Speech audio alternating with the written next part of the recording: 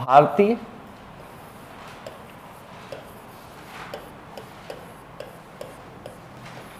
उद्योगों का ब्रिटिश काल में कैसे पतन हुआ और कैसे इस पतन के बाद भारत में आधुनिक उद्योग शुरू हुए।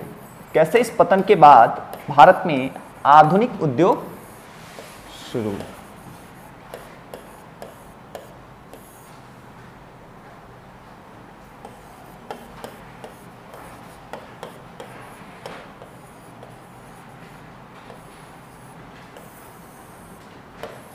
कैसे भारत में आधुनिक उद्योगों की शुरुआत हुई और कैसे भारत में उद्योगों का क्या हुआ, पतन हुआ। ठीक है, तो ये बात हम लोग शुरू करने वाले हैं। तो सबसे पहले हमको जानना चाहिए कि उस समय भारत में कौन कौन से उद्योग थे, भारतीय उद्योग उस समय कौन कौन से थे।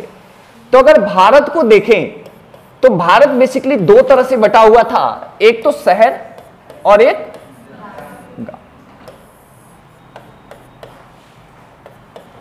देखिए, जो ग्रामीण उद्योग होते हैं, ग्रामीण उद्योगों का बेसिकली जो व्यू होता है वो क्या होता है, कंजप्शन, उपभोग करना। क्या करना, उत्पादन ही इसीलिए करते हैं कि हम उपभोग करेंगे। तो जो ग्रामीण उद्योग होते हैं ना, वो उत्पादन इसीलिए करते हैं कि जनरली वो क्या करेंगे, उस समय उपभोग करेंगे।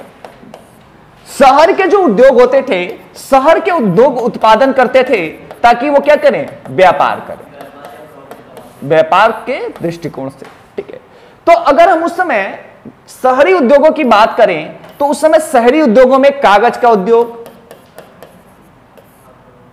हस्तशिल्प उद्योग, कारखाने, छोटे छोटे जैसे हथियारों के कारखाने, जैसे तलवार बनाने के, चाकू बनाने के, ये सारे कारखाने। ठीक है, इसी तरह से हम कह सकते हैं आभूषण बनाने के, आभूषण पे काम वगैरह हुआ करते थे। ठीक है, और क्या क्या हम कह सकते हैं, और भी छोटी छोटी मशीन वगैरह से वस्तुएं। ठीक है, जैसे आज आप मफलर जानते हैं, स्वेटर जानते हैं, कालीन जानते हैं। ठीक है, इस तरह के कालीन वगैरह बेसिकली हाथों से बनाई गई वस्तुएं। बेसिकली हस्तशिल्प उद्योग ही ज्यादा फेमस था। मशीनों का आविष्कार तो अभी तक हमारे भारत में हुआ नहीं था, तो हम ज्यादा डिपेंडेंट किस पे थे, हस्तशिल्प उद्योगों पर थे। अब हुआ क्या, जो उद्योग यहां पे थे एज इट इज इसी फॉर्म में उद्योग यहां पे भी थे, लेकिन इनका मेन काम क्या होता था कि ज्यादा से ज्यादा ये उपभोग के लिए किए जाते थे। अब जब अंग्रेज आए तो अंग्रेजों ने क्या किया, सोचा कि भाई देखो, अगर हम इनके उद्योगों का पतन नहीं करते हैं, देखो भारत में हाथ से बनाई गई चीजें ना, उस समय विश्व में बहुत ज्यादा मांग थी। भारत के कालीन, सूती वस्त्र, हाथ से बनाए हुए और भी हस्तशिल्प उद्योग। जैसे भारत में एक एक उद्योगों का एक एक गांव हुआ करता था। भाई घड़ा बनाने का एक गांव है, सूती वस्त्र बनाने का एक गांव है। ठीक है, मूर्तियां बनाने का एक पूरा गांव है कि मूर्तियां ही बनती हैं। बांस के रखने वाले सामान बनाने का एक गांव है, पूरा गांव ही वहां पे यही काम ही होता है। तो हर एक गांव हुआ करता था। जब अंग्रेज भारत में आए और साम्राज्य विस्तार को कंप्लीट किया तो अंग्रेजों को ऐसा लगा कि भाई देखो, अगर हमें अपने उद्योगों को यहां लाना है या अपने को भारत को एक बाजार बनाना है तो पहले जो भारत का बाजार है इसको तोड़ना पड़ेगा, तब जाके हम भारत को एक बाजार के रूप में क्या कर पाएंगे, परिवर्तित कर पाएंगे। और तब अंग्रेजों ने दिमाग लगाया कि भारत में उद्योगों को कैसे समाप्त किया जाए। तो पहला कारण देखिए, भारत में क्या हुआ करते थे, भारत में बहुत सारे राजघराने हुआ करते थे। राजघरानों में क्या जरूरत हुआ करती थी, जैसे एक राजघराना है या एक राजा है तो उसके राजघराने में कपड़ा धोने का अलग वर्ग था, उसमें हथियार सप्लाई करने का अलग वर्ग था, खाना बनाने का एक अलग वर्ग हुआ करता था, और भी राजघराने की जो जरूरत की चीजें थी उसके लिए अलग अलग वर्ग बनाए रखे थे।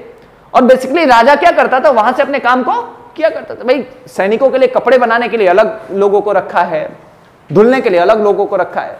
तो एक राजघराने कम से कम 100,000 लोगों को काम दिया करते थे, 1000 या 100 की संख्या में लोगों को काम दिया करते थे। अब जब अंग्रेजों ने राजघरानों का विलय कर लिया तो जो उद्योग उस राजघराने से रिलेटेड थे वो खत्म हो जाएंगे या नहीं हो जाएंगे, हो जाएंगे।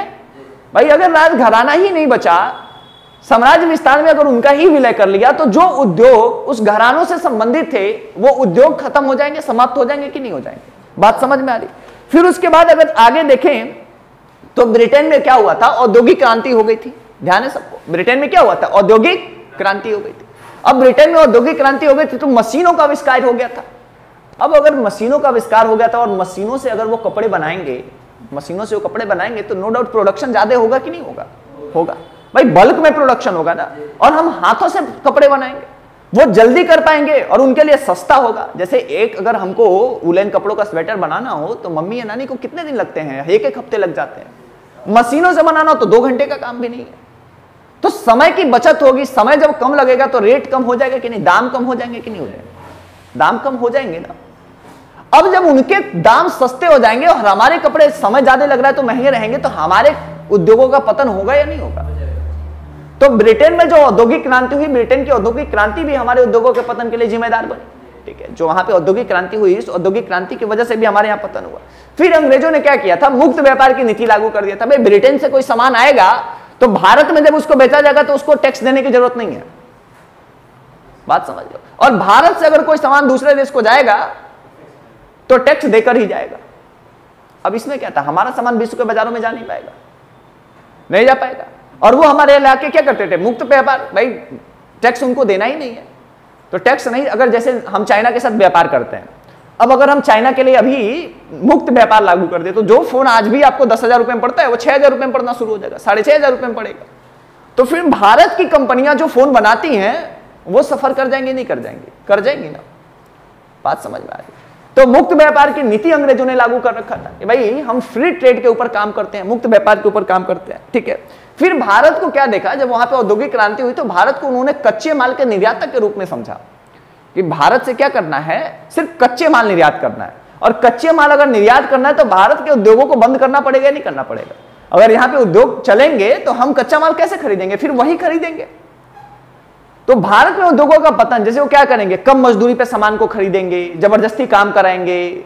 ठीक है, इन सब रास्तों पर वो जाएंगे और ये सब रास्तों पे जाते हुए भारत में उद्योगों के पतन को करेंगे कि छोटे छोटे उद्योग जो है वो समाप्त हो जाएंगे। बिपिन चंद्रा लिखते हैं कि उत्तर भारत का जो मैदान होगा, उत्तर पूर्वी भारत का जो मैदान था वो बुनकरों की हड्डियों से भरा पड़ा है। बुनकरों की हड्डियों से भरा पड़ा है, मतलब इतना ज्यादा बुनकरों का शोषण होगा। भाई एक बात बताओ, अगर कपड़े बनाने, जैसे सूती कपड़े, कॉटन के कपड़े बनाने के पूरे गांव हुआ करते थे, एक क्षेत्र हुआ करता था। अब अगर उनके कपड़े नहीं बिकेंगे तो वो दूसरे काम की तरफ जाएंगे, और जब दूसरे काम की तरफ जाएंगे तो फिर क्या होगा? कृषि पर निर्भरता बढ़ेगी। जो एग्रीकल्चर था, भाई दूसरा काम क्या है? कृषि। तो कृषि में जहां 2 लोग इन्वॉल्व होने चाहिए थे वहां 10 लोग इन्वॉल्व होंगे, तो कृषि पर निर्भरता बढ़ेगी। बढ़ेगी या नहीं बढ़ेगी? ठीक है, बेरोजगारों की संख्या बढ़ेगी। अब जो जैसे मान के चलो कि किसी के फादर व्यापारी हैं या घर में अगर व्यापारी हैं और वो व्यापार बंद हो जाए तो फिर वो क्या करता है? वो अपने धीरे धीरे अपनी चीजों को कम करता है। और सरकार इतनी अच्छी नहीं थी ना कि वो संसाधन देगी, भाई चलो ठीक है हम आपको चावल देते हैं, हम आपको गेहूं देते हैं, आपको सामान देते हैं। वो तो शोषणकारी सरकार थी। वो तो आपका उद्योग का पतन हो गया फिर भी आपसे वो रेवेन्यू लेगी, टैक्स लेगी, फिर भी लेगी। ऐसे कंडीशन में व्यक्ति या उसका परिवार क्या होगा? भूखमरी से मरेगा। मरेगा या नहीं मरेगा? भूखमरी के रास्ते पे जाएगा। इसलिए अधिकतम जो लोग होंगे, अधिकतम जो हमारी जनसंख्या होगी वो भूखमरी का शिकार होने जा रही है, भूख से मरने जा रही है। बात समझ में आई? अधिकतम हमारी जनसंख्या भूख से मरने जा रही है। उसके बाद क्या हुआ कि इन सभी का प्रभाव था कि भारत में आधुनिक उद्योगों का विकास भी हुआ और क्या हुआ? हमारे पारंपरिक उद्योगों का पतन भी हुआ। जो हमारे पुराने और पारंपरिक उद्योग हुआ करते थे वो समाप्त हो गए और भारत में क्या हुआ? नए उद्योगों का विकास हुआ। बात समझ में आई या नहीं?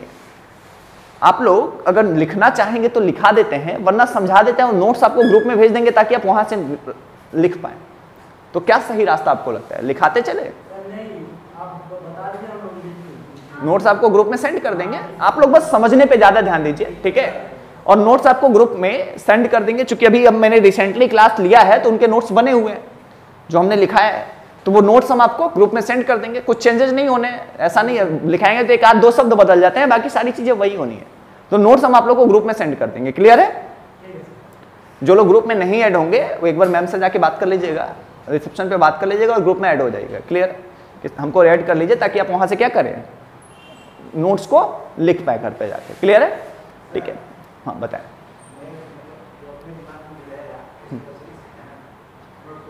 जैसे आप बता रहे हैं सर, नहीं, आप अपना जो क्लास नोट्स बनाएंगे वो जो मैं बता रहा हूँ इसी लैंग्वेज में बनाएंगे। तो अगर मतलब आप बता रहे हैं दूसरे कॉपी को लिख सकते हैं ना? हाँ हाँ, अपने मन से आप लिखने की कोशिश करिए कि क्या हुआ। देखो समझना जरूरी है, बहुत नोट करने के पीछे मत भागिए, समझना बहुत जरूरी है। एक अंडरस्टैंडिंग रहेगा तो आप लिख पाओगे। एग्जाम में आपका नोट्स काम तो नहीं आता है, क्लियर है। जो समझे होते हो, जो दिमाग की आपकी समझ होती है वही काम आती है, ठीक है। तो समझने पे ज्यादा ध्यान दीजिए, बाकी मटेरियल और कंटेंट तो तैयार हो ही जाएंगे। अब अंग्रेजों ने क्या किया, हमारे उद्योगों का पतन कर दिया, जो भी हमारे शहरी और ग्रामीण उद्योग हुआ करते थे। बस उसी पे हम लोग चर्चा करने वाले हैं आगे कि कौन कौन से प्रकार के उद्योग थे और उद्योगों का प्रकार कैसा था। जैसे रेलवे, जैसे सूती वस्त्र बनाने के कारखाने, ठीक है, जैसे डाक, जैसे और भी सुविधाएं, टेलीग्राम की शुरुआत करेंगे वो, ठीक है। हाँ, खनन वगैरह पे भी काम करेंगे, खनन पे काम करेंगे, बैंकों की स्थापना करेंगे, बैंक्स वगैरह भी खोलेंगे ये, ठीक है। ज़्यादा से ज़्यादा इन्वेस्ट करने की तरफ जाएंगे ताकि रिटर्न उनको ज़्यादा मिल सके। बात समझ में आ रही है? तो हमारे यहाँ उद्योगों का पतन करेंगे और पहले वो हमको बाजार बनाएंगे।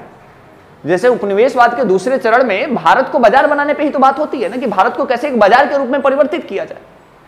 भाई उनके औद्योगिक क्रांति हो चुका है, वहां के व्यापारियों का दबाव है कि भारत में सामान बेचना है, और भारत में अगर सामान बेचना है तो भारत को एक बाजार के रूप में चेंज करना पड़ेगा, नहीं करना पड़ेगा, बाजार बनाना पड़ेगा। और भारत को अगर बाजार बनाना है तो इसी बैकग्राउंड में वो रेलवे की शुरुआत करेंगे। रेलवे क्या होगा, रेलवे गांव गांव तक हर जगह पे अपने सामानों को कम सस्ते में लेके जा पाएगा। बात समझ में आ रही है कि नहीं आ रही है? रेलवे से सामानों को पहुंचाना आसान हो जाएगा। टेलीग्राम की शुरुआत करेंगे ताकि इंफॉर्मेशन को पहुंचा पाए, डाक की शुरुआत करेंगे, बैंकों की स्थापना करेंगे कि ज्यादा रेलवे का निवेश करेंगे। तो रेलवे के निवेश से क्या होगा, लोहे और इस्पात उद्योग को एक बूम सा मिलेगा, उनके बहुत सारे वर्कर इसमें काम करेंगे। बहुत सारे इन्वेस्टर जो ब्रिटेन में पैसा कमा रहे थे और ब्रिटेन में इन्वेस्ट न करके उनको ज्यादा रिटर्न चाहिए तो भारत में इन्वेस्ट करेंगे। बात समझ में आ रही है? उनके यहां जो कपड़े बनेंगे, सूती कपड़े बनेंगे या अन्य भी जो उनके यहां संसाधन बनेंगे, विलासिता की वस्तुएं बनेंगी, जब हमारे यहां उद्योगों का पतन हो जाएगा तो उनके सामान हमारे यहां महंगे बिकेंगे, क्योंकि हमारे पास कोई विकल्प नहीं बचेगा। तो हम उनके ही सामानों को तो खरीदने जा रहे हैं ना।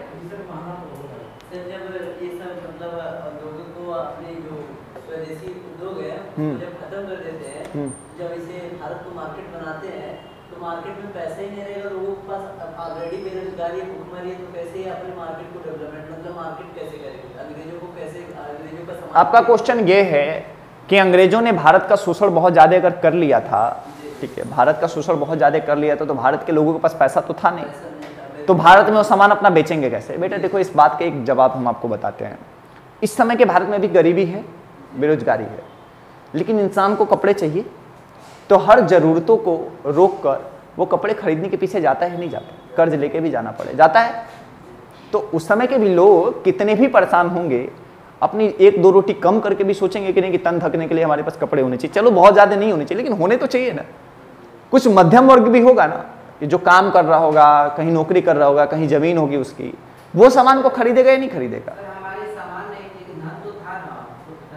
नहीं, पैसे तो हमारे पास थे, सोने चांदी तो हमारे पास थे, लेकिन कुछ वर्ग ऐसा था, जैसे आज भी देखो, आज भी भारत की बहुत सारी जनसंख्या गरीबी में है कि नहीं, जो सामान नहीं खरीद सकती, लेकिन कुछ मध्यम और उच्च वर्ग भी तो हैं जो खरीद सकते हैं। तो वो जो वर्ग है जो नहीं खरीद सकता, वही वर्ग है जो बनाता था और बेचता था और अपने घर को चलाता था। सामान तो उसके बिक रहे थे ना। जब वो समाप्त, बनाने वाला समाप्त हो जाएगा, लेकिन खरीदने वाला अभी भी तो बचा हुआ है, वो तो खरीदेगा ना। तो वो अब यहाँ के कारीगरों से नहीं खरीदेगा, क्योंकि यहाँ के कारीगरों का पतन हो जाएगा, तो वो क्या करेगा, ब्रिटेन के कारीगरों से सामान को खरीदने जा रहा है। बात समझ में आ रही है? जरूरत तो सबकी है ना, ऐसा कौन कहता है? ये बार्टर सिस्टम, बात एंशिएंट इरा की बात कर रहे हो आप। मौर्य काल में आओ, उसके बाद गुप्त काल में आओ, हमारे यहाँ सिक्के आ चुके थे, सिक्के आ चुके थे। तो आपको क्या लगता है आधुनिक भारत में बार्टर सिस्टम था? सिक्के तो आ चुके होंगे ना, मुद्रा तो चल रही होगी ना। तो बात समझ में आ गई, क्लियर है? अब देखिए, इस उद्योगों का जब पतन हुआ, जब भारत में उद्योगों का पतन हुआ, तो इस पतन का प्रभाव क्या पड़ा? क्वेश्चन ये बन सकता है कि भारत में उद्योगों का पतन का क्या प्रभाव पड़ा हमारे किसानों के ऊपर, हमारे लोगों के ऊपर या भारतीय अर्थव्यवस्था के ऊपर। तो हमने कहा कि हम क्या करते थे, भारत जो है वो निर्यातक के रूप में जाना जाता था जब ब्रिटेन आए थे। हम ज्यादा से ज्यादा ब्रिटिशर्स ने ये कोशिश किया कि भारतीयों से कैसे जो है अर्थव्यवस्था को या आर्थिक जो हमारे घाटे में जा रहा है उसको कैसे मेंटेन किया जाए, कैसे भुगतान संतुलन को अपने पक्ष में कर लिया जाए। ब्रिटेन का ध्यान इस पे था। तो हम प्लस में थे, सरप्लस में थे। अंग्रेजों ने सबसे पहले हमारे उद्योगों का पतन करके हमको एक इस तरह से डिपेंडेंसी बनाई कि अब हमारे यहां से वो पैसे को ले जाएंगे और अपने सामान को बेचेंगे। तो इससे क्या होगा, भारत से धन का दोहन बहुत ज्यादा होगा, बहुत ज्यादा धन भारत से जो है विदेशों में जाएगा, जाएगा कि नहीं जाएगा, पहली कंडीशन। दूसरी कंडीशन, जब हमारे यहाँ उद्योगों का पतन होगा तो अकाल वगैरह जैसी समस्या आएगी, भारत की अधिकतम जनसंख्या गरीबी में फंसने जा रही है, दूसरी कंडीशन। तीसरा रास्ता आप देखिएगा कि जब लोग वहां से निकलेंगे, उद्योग नहीं चलेंगे, तो कृषि के ऊपर भार बढ़ने जा रहा, बढ़ेगा या नहीं बढ़ेगा, तीसरा प्रभाव। चौथा प्रभाव, बेरोजगारों की संख्या बढ़ने जा रही है, बढ़ेगी या नहीं बढ़ेगी, बेरोजगारों की संख्या बढ़ने जा रही है। तो जो हमारे यहाँ उद्योगों का पतन हुआ, उस पतन के बहुत सारे प्रभाव हुए। उस समय के उद्योगों पे प्रभाव पड़ा, किसानों पे प्रभाव पड़ा, अर्थव्यवस्था पे प्रभाव पड़ा, कृषि के ऊपर प्रभाव पड़ा। इन सब प्रभावों की भी चर्चा होती है। भाई जो पतन हो रहा है तो उसका प्रभाव तो होगा या नहीं होगा, होगा ना, क्लियर है, बताइए।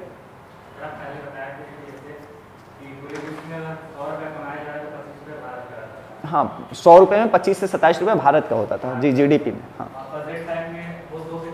जी, हाँ, अंग्रेजों की नीतियां थी। आज भारत जो है और आर्थिक रूप से 1947 में जब अंग्रेज हमारे यहाँ आए तो विश्व के जीडीपी में हम 25 से 27% कंट्रीब्यूट करते थे। जब हमारे यहाँ से गए तो 1 से 1.5% बचे थे। तो इसके पीछे कहीं ना कहीं ब्रिटिश आर्थिक नीतियां ही तो जिम्मेदार हो रही है ना। और इसके लिए जिम्मेदार क्या है, कृषि का वाणिज्यीकरण करना, उद्योगों का पतन करना, हमको एक आयातक के रूप, देश के रूप में स्थापित करना, हमारे यहाँ पारंपरिक उद्योग, हमारे यहाँ संसाधनों को समाप्त करना।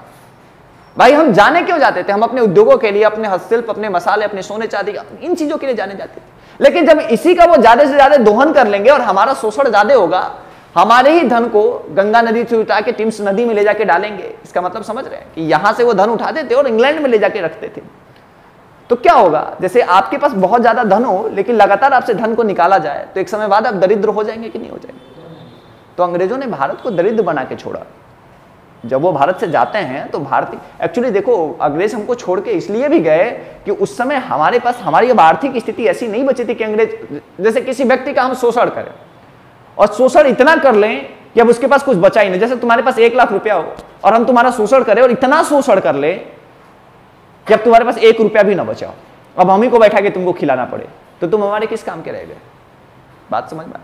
भारत की अर्थव्यवस्था को इन्होंने इतना पंगु बना दिया था कि अब भारत में प्रशासनिक खर्चे चलाने के लिए भी उनको अपने पास से खर्चे करने पड़ रहे थे। तो उन्होंने सोचा कि भाई आजादी ही अच्छा रास्ता, छोड़ के निकलो यहां से। बताइए।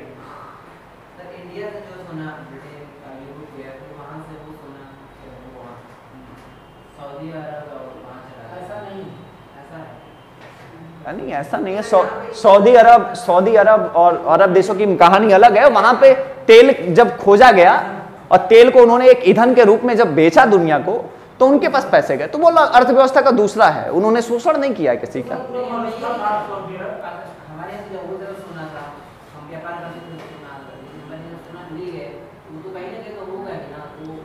क्यों आज आपको यूरोप इतना डेवलप कैसे दिखता है?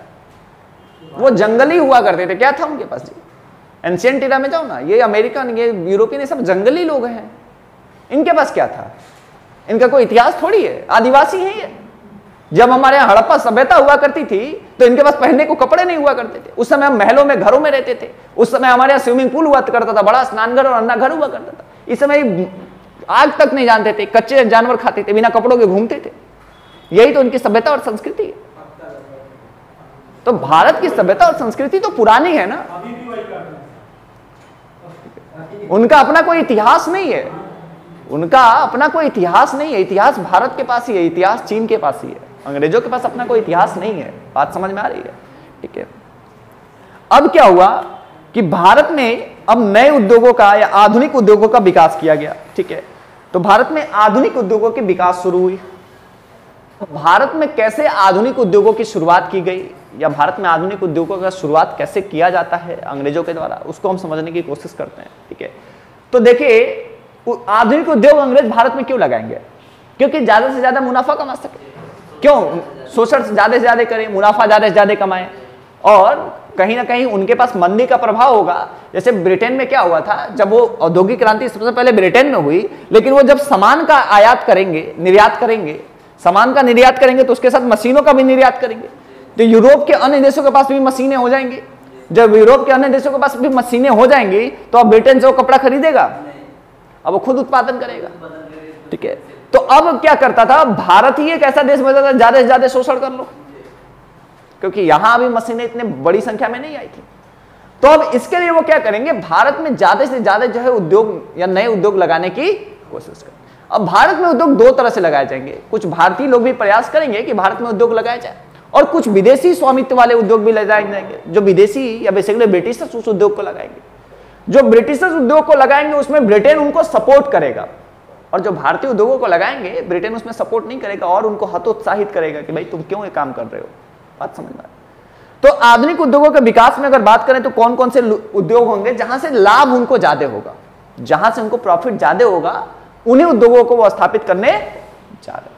तो ऐसे 5-6 उद्योगों का नाम आप बता सकते हैं, कौन कौन से उद्योग होंगे, बताइए। और रेलवे, अगर रेलवे होगा, बैंक होगा, माइंस यानी खनन होगा, डाक होगा, कपड़ा उद्योग भी लगाएंगे, कहीं कहीं कपड़ा उद्योग पे भी ये काम करेंगे, टेलीग्राम पे ये बेसिकली काम करने जा रहे हैं, ETC और भी बहुत सारे ऐसी चीजों पे काम करेंगे जहां से वो मुनाफे को ज्यादा से ज्यादा कमा सके। बंदूक बनाने के कारखाने वगैरह छोटे छोटे लगाएंगे, ठीक है, और भी छोटे छोटे और सारे कारखाने लगाएंगे जहां से वो ज्यादा से ज्यादा भारत का शोषण। और जब वो कारखाने वगैरह लगाएंगे तो उनका ज्यादा से ज्यादा उद्देश्य होगा कि हमारा कंपटीटर कोई ना हो, या अगर भारतीय भी कोई कंपनी हमारा कंपटीटर बन रही है तो उसको कैसे बंद कराया जाए, उसको कैसे फेल्योर की तरफ ले जाया जाए, पूरा दिमाग अंग्रेज इस पे लगाने जा रहे हैं। क्लियर है? ठीक है, तो कैसे भारत में आधुनिक उद्योगों का विकास होगा, कौन कौन से उद्योग होंगे, और इसमें सबसे महत्वपूर्ण जो होगा वो होगा रेलवे। क्यों नहीं लगाएंगे? वो अपनी मशीनरी को भारत में साझा नहीं करना चाहते थे। तो एक बात बताइए, वो अपने टेक्नोलॉजी को भारत में साझा नहीं करना चाहेंगे, लेकिन अगर वो कपड़ा उद्योग भारत में लगाएंगे तो भारतीयों के स्वामित्व में नहीं लगाएंगे ना, विदेशी स्वामित्व में लगाएंगे। भाई यहीं का सामान लेके क्यों जाए हम विदेश, यही मशीन लगाते हैं और यही उत्पादन करते हैं और यही बेच लेते हैं। कल एक सवाल आपसे किए तो आप बोले थे कि आप यहाँ डेवलपमेंट नहीं करना चाहते थे वो। तो आप नहीं समझ रहे हैं, जैसे यहाँ डेवलपमेंट वो अपने स्वामित्व में लगाएंगे, अपने स्वामित्व में लगाएंगे, भारतीयों के लिए नहीं लगाएंगे। ठीक है, वो क्या करेंगे, भारतीयों के लिए नहीं लगाएंगे, अपने फायदे के लिए लगाएंगे। बात समझ, उसमें भारतीयों की कोई तैनाती नहीं करेंगे, भारतीयों से कोई काम नहीं लेंगे। बाद में ये प्रयोग करेंगे कि चलो भारत में ही क्या किया जाए, छोटे छोटे कपड़े उद्योग वगैरह लगा दिया जाए, और वो भारतीयों के लिए नहीं, वो शोषण का ही दृष्टिकोण होगा, ताकि जो आयात निर्यात उनको करना पड़ रहा है, इसमें जो समय लग रहा है, लागत लग रही है, उसको कैसे बचा लिया जाए। तो इसलिए भी वो भारत में उद्योगों को शुरू करने के पीछे ही जाएंगे। ठीक है, और उसमें क्या होगा, मैंने बोला ब्रिटिश में जब आर्थिक मंदी का प्रभाव होगा, प्रारंभिक दौर में वो ऐसा नहीं करेंगे, लेकिन जब ब्रिटेन में आर्थिक मंदी का प्रभाव होगा और आर्थिक मंदी का जब उसके ऊपर प्रभाव होगा, तब वो ये कोशिश करेंगे कि चलो भारत में उद्योग लगा लिए जाए, ताकि इन्वेस्ट अगर हम भारत में करेंगे तो रिटर्न आने की संभावनाएं ज्यादा होगी। तो इन्वेस्ट इसलिए करेंगे कि रिटर्न उनको मिले, वहां के उद्योगपतियों को क्या मिले, रिटर्न मिले। जो आप यूज करते हैं वो तो नहीं है, मैं वही, जो आप टेलीग्राम यूज करते हैं अभी फोन में वो देखिए, तार वाला जो होता था ना, तार वाला सिस्टम, मैसेजेस, हाँ वही मैसेज पहुंचाने वाला।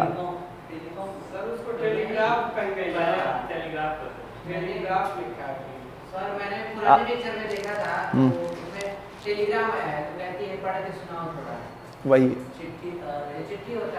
अपनी वो डाक होता था, जो आप टेलीग्राम कर, वो डाक होता था, उसको डाक अपने मैसेज को पहुंचाना, बस टेलीग्राम का मतलब क्या था कि अपने मैसेज को पहुंचाना, तार व्यवस्था। हाँ, तो डाक उस समय भी ये शुरू करेंगे, समय लगेगा लेकिन आप मैसेजेस को पहुंचा पाएंगे, कम से कम ये इंफॉर्मेशन एक ऐसा वो जुड़ाव रखेंगे कि अपने मैसेजेस को आप पहुंचा। टेलीग्राम की शुरुआत, तार की शुरुआत भी करेंगे, तार मतलब समझ रहे हैं ना, कि अपने मैसेजेस को पहुंचाना एक जगह से दूसरे जगह।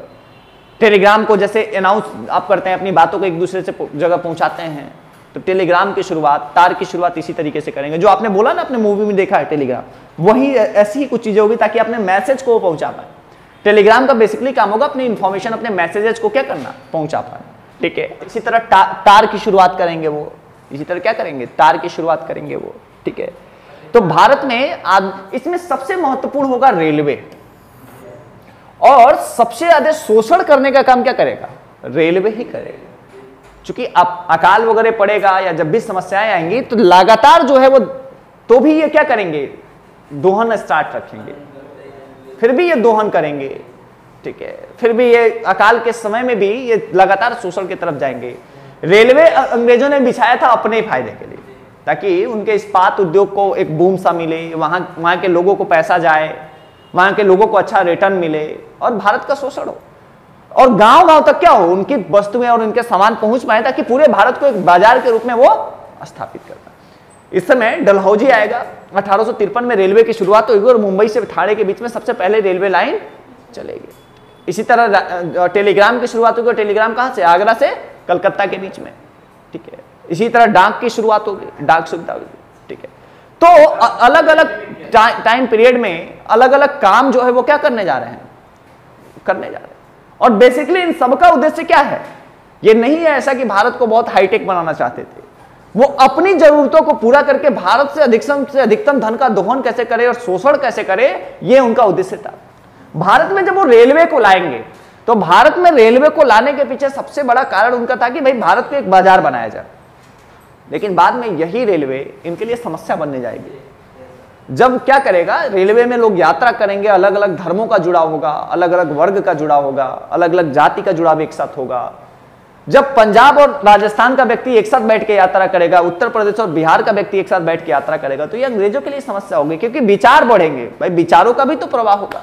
जब विचार एक जगह से दूसरे जगह जाएंगे तो सब में एक कॉमन बात सामने आएगी कि भाई हम सबका दुश्मन कौन, हम सबको सताया किसने है, तो ये बात क्लियर होगी कि वो कौन है, अंग्रेज। हम सबको शोषित किसने किया है, तो वो अंग्रेज हैं।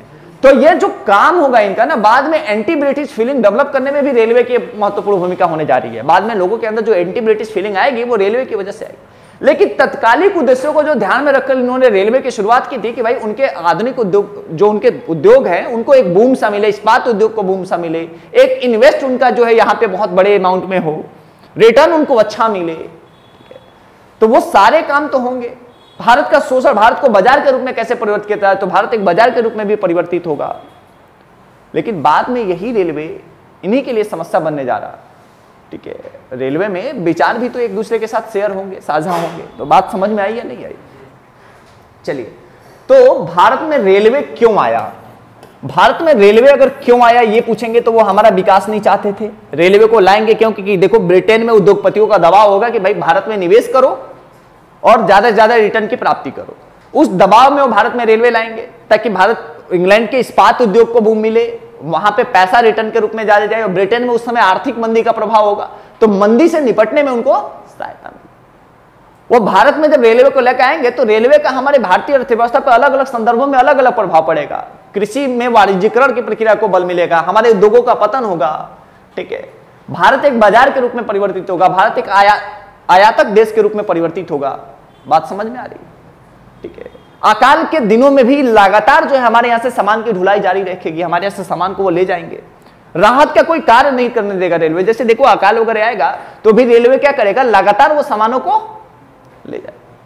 तो इससे भी हमारी अर्थव्यवस्था पे नकारात्मक प्रभाव पड़ेगी, हमारी अर्थव्यवस्था निगेटिविटी की तरफ जाएगी। बात समझ में आ रही है? तो यूपीएससी कभी रेलवे पे इंडिविजुअल प्रश्न पूछी नहीं है, लेकिन ऐसा क्यों लगता है कि रेलवे पे बहुत जल्दी प्रश्न आने वाला है? बहुत जल्दी रेलवे पे प्रश्न आने वाला, अभी तक पूछा नहीं है, लेकिन रेलवे पे सेपरेट प्रश्न बनने की संभावनाएं बहुत प्रबल है कि बन सकता है, ठीक है। तो ध्यान रखिएगा आप लोग, ठीक है।